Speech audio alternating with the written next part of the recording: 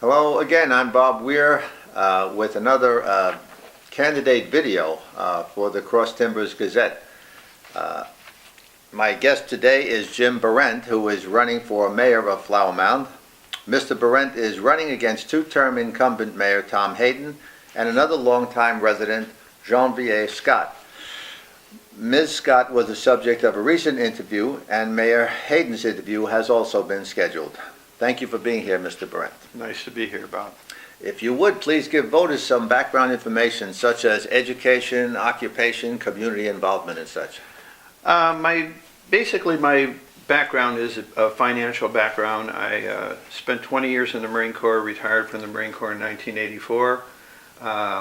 In that time, I spent about 11 years managing finances at the governmental level, so I understand the complex government accounting.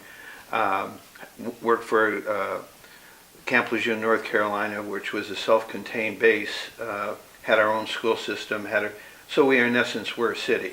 We had our own power plant, we had everything, and I had 120 people in the accounting office, so it was a pretty large operation.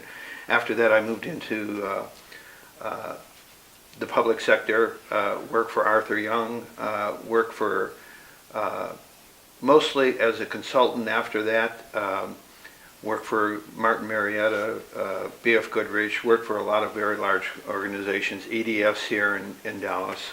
I've been very fortunate to be exposed to a lot of different financial structures. Never been really involved a whole lot other than being an observer as far as the town goes. I was very much involved in the dog park. I had a website that I had for a couple of years, Princess Wants a Dog Park. We were in parades and stuff like that. Princess died, and the other two dogs that I have now are not dog park friendly, let's put it that way. So, in your opinion, what are the most pressing issues facing Flower Mound in 2016? Well, I think one of the things that we have is the crumbling infrastructure on the older part of town, and I think we're kicking the can down the road. One of the things that we have to understand is that when infrastructure starts going bad, it doesn't get better. It's not like a tree that you can put fertilizer on. It's going to get worse. So I think that's one of the things that we need to address. Other than that, I've said before, and I'll say this again, if you live in Flower Mound and you don't go out in the morning and look up at the sky and whoever your God is and say thank you very much for letting me live here, you are missing the boat, because this is a very special place to live. Okay, how about some projects around town? Let's talk about, what do you think about the Riverwalk? I think both the Riverwalk and Lakeside are great things for the town. I wish that that would have gotten more involved with a hotel chain that was a little bit more substantial in their capability of producing a hotel in Lakeside, like we did with the Courtyard in Riverside. Riverwalk. The reality is that these are things that the town needs. I mean, Grandma and Grandpa, when they come here, and we have to put them in Grapevine or Louisville, I want Grandma and Grandpa to be able to come here and be close to the grandchildren and have something like the Riverwalk. What do you think about the town's master plan? Is it being followed? You know, the master, I am very, very, and this segues into smart growth and stuff like this. I'm very much in favor of developing a tax base for us as opposed to living off developer fees that are eventually going to go away. The 1171, when they finish it, going on to 35W, is going to be a tremendous conduit for people going to NASCAR races. And we have the capability of building an infrastructure that will create, I'd like to see more gas stations and more restaurants on that 1171 corridor to take advantage of the people that are going to be coming through town and stopping, going to and from. There's 300,000 people. 100,000 of them are going to come straight through the town of Flower Mound for these races. 114 and 380 are the other two avenues to get there, and both of them don't have a lot of infrastructure on them as far as creating the ability for people to stop, eat in restaurants, go to gas stations. Gas stations are great. People hate gas stations. I love them, because everything that you go into a gas station and buy generates sales tax for us. And I think we need to generate more sales tax in this town. All right, speaking of tax, are you satisfied with the tax rate in our town? Well, you would have thought at the Republican forum that we had here last month that I had opened up maybe 100 cans of coffee at the same time when I said that I thought that possibly our tax rate at the town level probably wasn't high enough.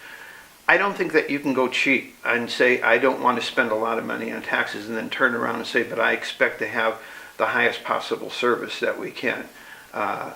One of the things is that you have to pay for what you get, and if you're not willing to pay for it, then your services are going to struggle. A 0.25% sales tax hike in this town is not going to make or break us, but it will add benefit to our ability to provide services. Oh, so you're talking about sales tax? Yes. Okay, but the tax rate and the property tax rate? The property tax rate, we can have a little bit of influence and stuff like that, but the reality is that most of it's controlled by the county and by, so. Because Again, it goes to the same thing. If we're going to have a good infrastructure, if we're going to have good roads, if we're going to have all of the stuff that we want, we have to be willing to pay for it. You can't go cheap, and you can't say, I don't want to pay taxes, and then stand out there and say, I want good services. well, I suppose a lot of the growth in business is bringing more revenue into the town as well. Recently, the town actually decreased the tax rate. Right.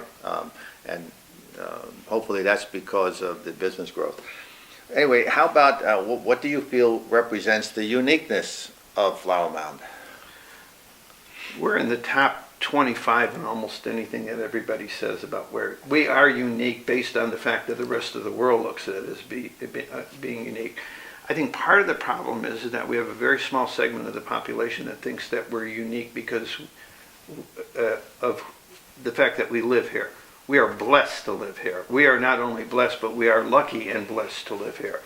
So it's a very unique place to live. Obviously, everybody in the world looks at us, at least in the United States, and says, "Oh my God, you live in Flower Mound?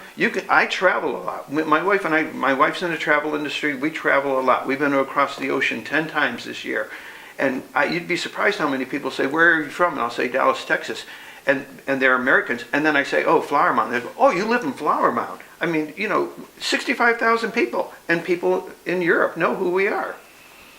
Well, that certainly says something about our town. On Monday, the Flower Mound Council approved a temporary farmers market for the parking lot at Town Hall. Do you agree with that decision? I love that idea. I love the ability. Here's what I would like the town to do. I would like the town to vet the people that are going to be there and have it be a farmer's market. Because you can go to the Dallas farmer's market, and when you go there, there's a lot of resellers there. They aren't really vetted, so they have their boxes of stuff that they buy from wholesalers and they put it up. I'd like it to be locally grown. I'd like to know who the people are and make sure that they are local people, not just somebody that's coming in selling us stuff. Is there anything else you'd like to say about your campaign? Nothing else. That a lot of people are saying, what's your platform? I don't have a platform yet. I don't know enough about what people want. But April 15th, I'm going to be doing a lot of stuff. I'm going to be doing mass mailing and stuff like that, because by then I'll have shook enough hands and I'll have gotten enough input from the voters, because I don't want to be a leader. I want to be a conduit. I want to be the person. The mayor doesn't get to vote in this town. So I just want to do the best that I possibly can and have more of a servant's mentality than a leader's mentality.